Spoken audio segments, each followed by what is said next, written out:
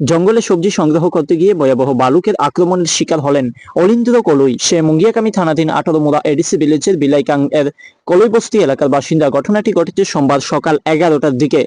স্থানীয় সূত্রে জানা যায়, সেদিন সকালে অলিন্দ্র কলুই নিজের জুম চাষের জমিতে গিয়ে কলার থুর সংগ্রহ করছিলেন। সেই সময় আচমকাই একটি বন্য বালুক তার উপর ঝাঁপিয়ে পড়ে।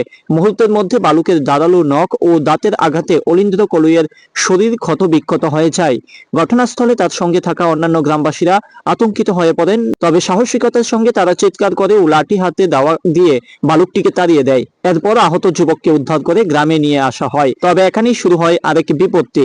এলাকা এতটাই দুর্গম ও যোগাযোগ ব্যবস্থার অবস্থা এতটাই করুণ যে সেখান থেকে জাতীয় সড়কে পৌঁছতে প্রায় 4 থেকে 5 ঘন্টা সময় লেগে যায়। নেই পাকা রাস্তা, নেই যানবাহনের সুব্যবস্থা। ফলে আহত যুবককে স্থানীয়রা কষ্ট করে বহন করে জাতীয় সড়কের কাছে আনেন। এরপর একটি গাড়ির মাধ্যমে রাত প্রায় 9টা 30 মিনিটে তাকে তেলিয়ামুড়া মহকুমা হাসপাতালে নিয়ে আসা হয়। তার বাবা জানান, যদি এলাকায় ভালো সড়ক ব্যবস্থা ও যান চলাচলের ব্যবস্থা থাকতো তবে ছেলের চিকিৎসা অনেক আগেই শুরু করা যেত এবং হয়তো তার শারীরিক অবস্থা আরো ভালো থাকতো। হ্যাঁ, এটা অলিন্দ্র কলই কি বয়স কত হইব? 27। কি হয়েছে? আমি জুমের রাস্তা মধ্যে যে বালু লাগবে এটা কামড় দিতে হেরা সেইখানে কি করতে গেছিল? এটা থুর কাটতে গেছিল। করতে? জুমের রাস্তা মধ্যে এটা আমরা এখানে তো থুর আদান করতে হয়, এটা কাটতে সময় এটা লাগবে কামড় দিতে তাই না। কোন জায়গায় হয়েছে ঘটনা? এটা আমার জুমের তো এটা বাড়ির থেকে কত দূর আসলো। না, জায়গাটার নাম কি তা? জায়গার নাম আমার বাড়ির নাম তো কলই বস্তি হয়। কোন এডিসি ভিলেজ? ডিস্ট্রিক্ট তো কুয়াই, এটা সাব ডিভিশন তেলেমুড়া। 18 পাহাড়। হ্যাঁ, কি কামড়াইছে? বালু। ভালো, মানে জমির থেকে ফিরে আইতে গিয়া। না, যাওয়ার সময়। কোন সময় হয়েছে ঘটনা? এটা 11টা মতো হইব দুপুরে। সকালে? সকালে 11টা। তো আপনারা যে এত দেরি করে আনছেন হাসপাতাল?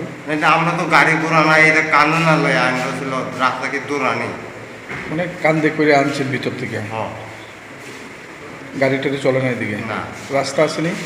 রাস্তা তো ওই যে শুনছি না, ওই যে কলেজ বসে যে রাস্তা যে গাড়ি অ্যাক্সিডেন্ট হয়েছিল, এই রাস্তাকে চলিং কাঁচা রাস্তা, এটা সবই রাস্তা ভাঙা। তো আজকে গাড়ি যায় না। গাড়ি যায় না, কান্দ করে আনতে হয়েছে।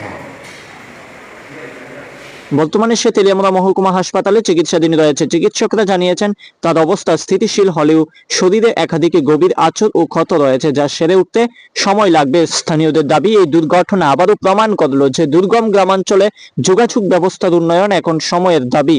পাশাপাশি জঙ্গল সংলগ্ন এলাকায় বসবাসকারী মানুষের সুরক্ষার জন্য প্রয়োজন বাড়তি সতর্কতা ও বন দফতরের নজরদারি।